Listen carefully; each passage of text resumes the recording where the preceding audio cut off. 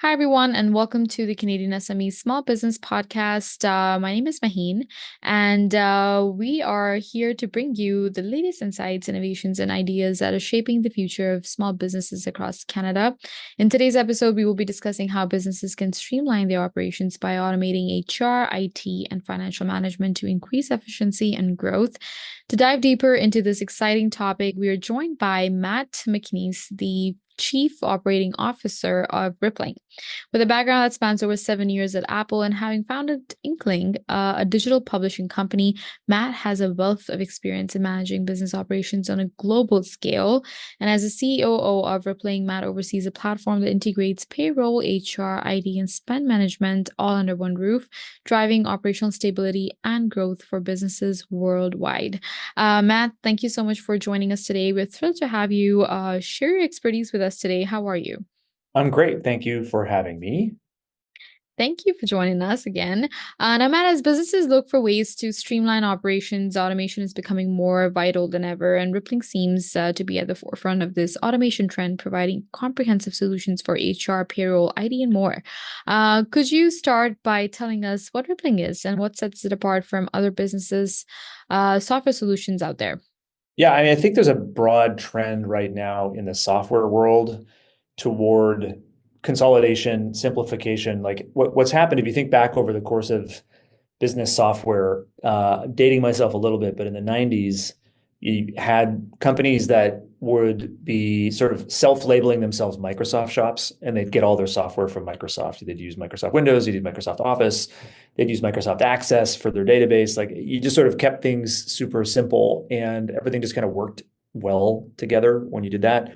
And then through the 2000s and 2010s, the advent of SaaS software, a bunch of companies, obviously many companies were started that sort of peeled off these use cases and built point solutions like standalone applications. So you'd end up buying one software package for accounting and one software package for employee performance management and one software package for productivity. And you'll note that like the dimension that I'm slicing the world on in that case is really different. It's not about the sort of function of the software. It was about the business process, which was a good thing. But it led to this like massive proliferation of different applications that businesses had to buy and manage. And I think, for any small business thinking about complexity, you're sitting there like with all of these subscriptions rolling in on your corporate card or whatever you're using to pay for it. And it can be a little bit overwhelming. And the systems didn't really talk to one another very well. So you were sort of managing accounts and logins across 20 different tools to run your business. And so the pendulum seems like it's swinging back, where everybody's sort of got fatigue around the amount of complexity they have around these different tools. And they want to get more of it in a single thing. And I mean, this is, not an advertisement for the company I work for Rippling, but it's like we happen to be riding the tailwind of that trend where more and more of the applications you need to run your business are going to come from fewer and fewer vendors. And so for Rippling, we do payroll, benefits administration, we do IT device management, identity. We have our new corporate card that we are just now launching in Canada, which is ostensibly the impetus for us having this conversation, of course. And our expense management software all in a single system. And so if you're, 10, 20, 50, 80, 100 person company, you can sort of like do everything you need on this one little system, and you don't have to go out and get a bunch of other applications. And so that's kind of the angle we take in what we offer our customers. And being Canadian myself, I have been pushing to get all of these products live north of the border, and so here we are. Well, that's an incredible overview of Rippling's unique approach. I mean, automating these business functions can clearly offer enormous benefits to companies, especially for small businesses that are looking to optimize their workflows. Now, Matt, from your perspective, like what specific challenges do small businesses face when it comes to managing multiple systems, and how does Rippling solve these problems?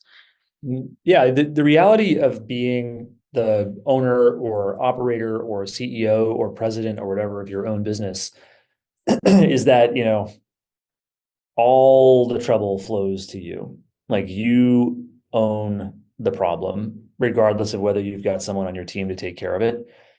I started my first, well, I mean, to be honest, I started my first business when I was in high school in Nova Scotia, where I started helping companies move themselves onto the internet, which was pretty awesome at the time in the late 90s. And then went on to do various entrepreneurial things. But my first venture-backed company was in 2009 when I started Inkling. And I just remember that, like, setting up, I remember actually the first day of being a founder. I worked previously at Apple, and I got my green card in the United States and was able to do something on my own at that point. And I remember waking up that first Monday after my last day at Apple and realizing like I had nothing, there was nothing in front of me. Anything I was going to do, I had to do it myself. And I had to like go buy a printer because I had to like print off incorporation documents and send them in to like actually have a company. And then I had to figure out how to recruit people, and I had to figure out how to pay people, and I figure out how, like, what benefits were going to look like. And I had to figure out like all of these different things that just really I never thought about before I started my own company. And then the burden of worrying about that stuff has never gone away. Like Rippling is a 3,600 person company, but because I'm the chief operating officer of the company, like I still have to worry about all of these little details. And that like never ever goes away. The burden of just worrying about all of the stuff that happens behind the curtain in running a company. And so the reason we started Rippling was because Parker, who's our CEO, and I have known each other since we were, 18 years old in college. And um, we started it, or he started it, and I joined shortly thereafter because we were both motivated by this idea that if we could eliminate the administrative burden of running a company, if we could make life simpler for people who were in charge of getting businesses off the ground, that would have a positive impact on their lives and hopefully help them grow more successful businesses. And that's the whole idea behind Rippling, is that if you can automate away the pain of onboarding employees, automate away the pain of offboarding employees, take all of the stuff that I've rattled off already in this conversation and make the computer do the work instead of the people do the work, that you would make life better. And like, again, the sort of burden of being the business owner and dealing with all this stuff manually is just such a demoralizing time suck if you can't get it off your plate. And so software should do it. You should have to hire people to do it. Software should do it. And that's the idea. Mm-hmm. No, thank you, Matt. It's clear that Rippling's approach to automation is transforming how businesses can handle operations. And in the next section, we'll really dive into a product launch that's particularly exciting for Canadian businesses, which is Rippling's corporate card. But before that, we have a special message for our listeners. Listeners, as business owners, finding the right tools to manage operations can make a world of difference. And automation isn't just for large enterprises. It's really now about how accessible it is to you. So stay tuned for more insights on how you can streamline your businesses with tools like Rippling. Now, Matt, Rippling recently launched a corporate card in Canada, and that's quite an exciting addition to your services because financial management is always top of mind for businesses. But what prompted Rippling to launch this card, and how does this new offering benefit Canadian businesses? The insight behind everything that we do at the company is that employee data lives at the heart of every single business process. So if you think about CRM, your customer relationship management tool, like even that feels like, it feels like that is about your customer. But the truth is that every opportunity gets attached to a salesperson. Every contact is attached, to an employee who works front of house, or, obviously depends on which industry you're in, but everything's actually secretly running on employee data. And so we've extended this concept outside of the obvious places like HR, where of course things run on employee data, to all other areas of your business where this is true. So even if you're an engineering business, your engineers are, let's say, the software engineers writing code, checking that into a code repository. If they're architects checking stuff into a repository for your clients, like you're always attaching employee data to that. Who wrote it, who drafted it, who edited it, when. These are really important records. And most of your business processes hinge on that much more than other pieces of data. The corporate card concept is no exception. The thing with corporate cards is that it's much more regulated, and it tends to come from banks. And something that's actually more true in the Canadian market than in the US market is that in the Canadian market, corporate cards are almost exclusively issued by banks. And the problem is that banks like RBC or whatever, they're great, they're awesome, they're very like strong financial institutions, but they don't happen to be software companies. At least I don't think they would brand themselves as software companies, whereas Rippling is a software company. What that means is that we don't approach the corporate card or expense management more broadly from the perspective of banking. We Hmm. approach it from the perspective of software, meaning how do you automate policies and workflows and reporting in a way that integrates to other business processes in your business as the number one priority, and then allow the banking component of this, like fraud management or card issuance and all that kind of stuff, to sort of be, sort of priority number two, even though you also have to nail that piece. And so what like this comes through as a benefit for someone who chooses to work with a company like Rippling is that when you issue your cards, you can automate card issuance at onboarding. Your bank doesn't know you onboarded an employee, but Rippling does. And we can set the spending limit on that card or the vendors that are approved for that card based on which department they're in or which team they're on. And your bank doesn't know what department they're in. Your bank doesn't know any of this information. And so we automate all of that stuff. When you have when you want to then turn around and do some accounting work, like mapping those expenses back to depict, particular departments, we know all that stuff. And then when you offboard the employee, we can automatically disable the card. If you have a specific project that you want to set up, you can do a temporary virtual card with a specific spend limit associated with the project. All of this is automatic in Rippling. And the reason is that we know everything about your employee, we know everything that's happening in your company, and we can automate all of these workflows. So you get much greater financial rigor, you get way more automation. And the idea here is like your bank could never do this because your bank doesn't know who these people are or what they're doing. And that's the magic of the corporate card wrapped into Rippling. It's the magic of kind of everything Rippling does by automating away the busy work. Well, this sounds like a fantastic solution for companies managing expenses, and having that level of control and flexibility can really make a difference in their financial management.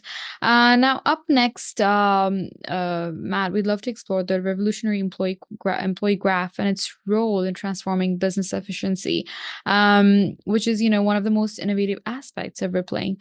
And this is something that we haven't seen before in traditional business software. So, could you please tell us what the employee graph is and how it enhances business efficiency across HR, finance, and IT? If you build business software on top of a complete and consistent and correct, complete, consistent, and correct record of the employees in your company, and if every piece of software you build can assume that it will always have access to employee data that has those characteristics, then you'll actually start with a really different set of design assumptions in the development of those software applications. Just to give you a very basic illustrative example, if you build standalone, like I'm just going to pick an expense management since we were talking about it a moment ago, but I could pick any number of business applications you might use. If you think about expense management, if that application doesn't really know what you mean by VP, let's say you have a 100-person company and you've got a VP of sales, and you want to say that VP approval is required for expenses above a certain level. Well, if that expense software doesn't understand what you mean by VP, because the expense software has to integrate to any of a dozen different HR systems to understand your employee org, well, then it's going to sort of default to the lowest common denominator. It's going to make you manually set up policies and define what you mean by VP. That's a real pain in the butt. You're probably not going to actually bother to set it up, and then you're going to manually approve those expenses for all eternity. And that's no good. With Rippling, the difference is that the employee graph is this complete and consistent and correct record of employee data where everything's defined exactly the same way all the time across companies. So the expense software that sits on top of Rippling, which is very simply called Rippling Spend, understands what we mean by VP. And it understands how to set policies and automations around that concept.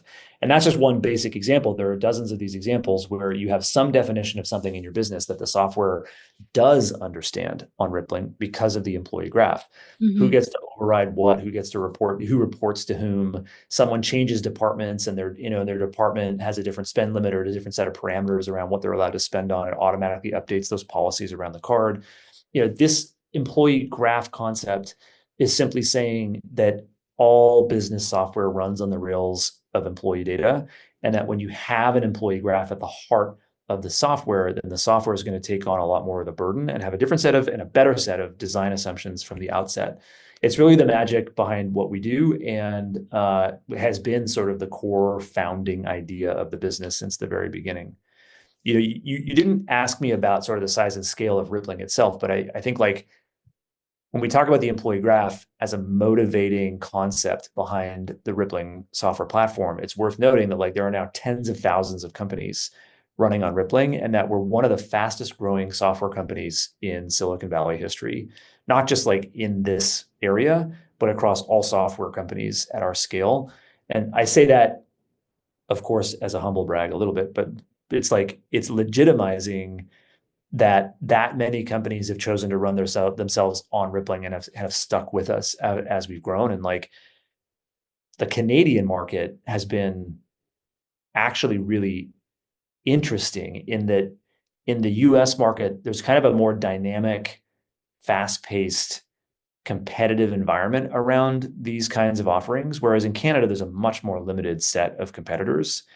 And so when we've come into the Canadian market with these products, we've performed really, really well. Like we've far outstripped our own internal expectations of how we were going to perform in Canada because we do not face the same kind of competition. We're actually much more differentiated than many of the domestic offerings in Canada, which has been wonderful for me personally, like gratifying a little bit since my whole family's still there. And now I get Right. to go brag about our success in Canada. But I think it speaks a little bit to the sort of condition of the Canadian market and maybe the lower expectations that Canadian SMEs have had around this stuff. And I hope that we can like raise the expectations and help Canadian businesses expect more of this kind of software. Well, the employee graph seems like an incredible tool to connect data, people, and processes seamlessly. And it's so exciting to see how this new tech could shape the future for business operations. And thank you so much for explaining it. I mean, this really truly positions Rippling as a leader in business automation. Now, Matt, as we discussed, Rippling has been making great strides in Canada, supporting businesses across different industries. Let's really talk about the types of companies you're working with. Could you share what types of businesses are best suited for Rippling services, and how does the platform cater to their specific needs? We serve companies on a scale of 2 employees to 10,000 pretty Hmm. seamlessly. Um, our sweet spot tends to be if you're at the low end of that range, it tends to be companies that are high growth. So because we automate the onboarding and offboarding of employees and sort of higher the metabolism in your business, if you're onboarding a new employee every week, like we save you a ton of time. I think if you're like a 3-person company running a small retail outfit and it's not growing from a headcount perspective, we're probably not like your bag, not your cup of tea. We can do the job, but we would benefit you more if you're growing. And then once you start talking about companies with 50 plus employees up into the hundreds, we do a great job of like the sophistication of the tool really starts to shine at that level. So we love SMBs 2 plus. We do really well in tech because tech companies tend to grow really quickly and benefit from the platform. And then we do very well in mid-market enterprise. From an industry perspective, we do a really good job with hourly waged employees. So like companies that have workforces that have time and attendance requirements, scheduling requirements, like retail, manufacturing, and industry. And then we do well, of course, with the white collar crowd. So design firms, or the law firms, architecture firms, like all the folks who are sitting at their desk all day, like me, getting Hmm. carpal tunnel syndrome at their computers. So we serve a pretty broad range of industries. We serve a pretty broad range of company sizes, but we're definitely not going to be the HCM system underneath RBC anytime soon, or Google or whatever. Right. Um, we'll stay focused on SMEs and mid-market for the foreseeable future. Oh, it's amazing to see how Rippling is adapting to the diverse needs of Canadian businesses, from startups to well-established companies. And thank you, Matt, for sharing with us all these insights, because it's clear that Rippling is making a big impact in the Canadian market. And as we approach the final part of our conversation, we'll discuss what the future holds for Rippling's global expansion and innovation. Now, as we wrap up this insightful conversation, I would love to hear more about what's next for Rippling. With so much innovation already underway, the future looks incredibly promising. So yeah, what can we expect from Rippling in the near future in terms of product innovations, global expansions, or new partnerships? We want to bring more and more. There's really 2 dimensions. One dimension is the products that we offer, because we've talked about how we offer HCM and payroll and IT and spend management already, but there are still other areas of business software that people spend money on, and there's standalone applications where companies have to pay the money to be acquired by a sales team over and over again, and we want to stop that and bring them under the umbrella of Rippling. And so you're going to see us get out into the world of dashboarding and data and business intelligence. You're going to see us get out into the world of customer service. And so there's a lot of exciting stuff like that on the roadmap where we think that businesses are going to choose, as I said at the beginning of this conversation, there's this concept in the 90s of like you're a Microsoft shop. And we think a lot of businesses are going to decide that they're a Rippling shop, that they're going to decide to get most of what they can get from any vendor from Rippling. So the portfolio of products is going to grow. And then we're also very focused on international expansion. And I think what's interesting about the international piece, when I say international, I mean going outside of North America and bringing, we're online today in the UK and France. We're about to add Germany. We're in Australia and New Zealand. The reason this is interesting to a Canadian company is not to go to parties with your UK colleagues, because that would be great, but it's about the ability to serve employees in these territories. And so pre-COVID, companies were pretty domestically focused, and you'd buy, if you had an employee in the UK or if you had an employee in the US, you would go and get some solution to serve that one employee or those 5 employees or whatever over the border. But post-COVID, businesses are increasingly demanding the consolidation of all of this stuff so that there's a single system for your employees globally. And we jumped on that pretty early on post-COVID, like thinking through how we could build a system that actually works globally. And so one of the trends that's really changing the face of human capital management software, HR software, payroll software, that kind of stuff, is that you can no longer have just like a Canadian system or just a US system or just a UK system. You have to have a system that works around the world. And so we've been continuously investing in bringing new countries online, not just to sell into those countries, but to allow Canadian businesses to hire employees in those countries and then seamlessly manage those employees from a regulatory perspective, from a payments perspective, from a benefits perspective in those countries, all using Rippling. And so the next frontier for us over the course of 2025 is going to be to bring a lot more of these countries online so that Canadian businesses can hire employees anywhere in the world they want and not have to deal with the insane complexity of having different systems in every single country. Oh, it's so exciting to hear about the future developments of Rippling. I mean, your commitment to pushing the boundaries of business software is truly inspiring. And it sounds like Rippling's future is as bright as ever. We're very excited to see what comes next. Before we wrap up today's discussion, I'd love to ask you one final question, Matt. What advice would you give to small business owners in Canada that are looking to leverage technology for growth and efficiency? I having now lived on both sides of the border between Canada and the US, I've always lamented the lack of sort of voices in Canada screaming for ambition, like pushing risk taking and embracing failure as an outcome of that risk taking. It's a cultural thing that whenever I have the opportunity to talk, particularly to young entrepreneurs in Canada, to bring a dose of the risk appetite. And I know that you asked me about like consolidating business operations or whatever, and that's fine. My advice there is use Rippling. But I think the broader advice of like, go for the gold, take the risk, push the boundaries. Like there's such a unique culture in Silicon Valley. And I think the urban centers in Canada should have the same culture of like risk taking, because it's just, we have a mix of employees from around the world at Rippling, Mm-hmm. and the Canadian engineers and the Canadian, like the work ethic, the focus on delivering, the sort of heads down attitude is unique from, my Canadian compatriots. It really stands out now that I've had this bird's eye view. And so, for any SME in Canada, just like ambition and taking risk and going for it, that's the message that I think needs to resonate around the country, because there's so much opportunity. Right. Now, thank you so much, Matt. It's a great pleasure to have you on the podcast. Thank you for sharing your insights and giving us a glimpse into the future of business automation. Thank you. My pleasure. Thanks for having me.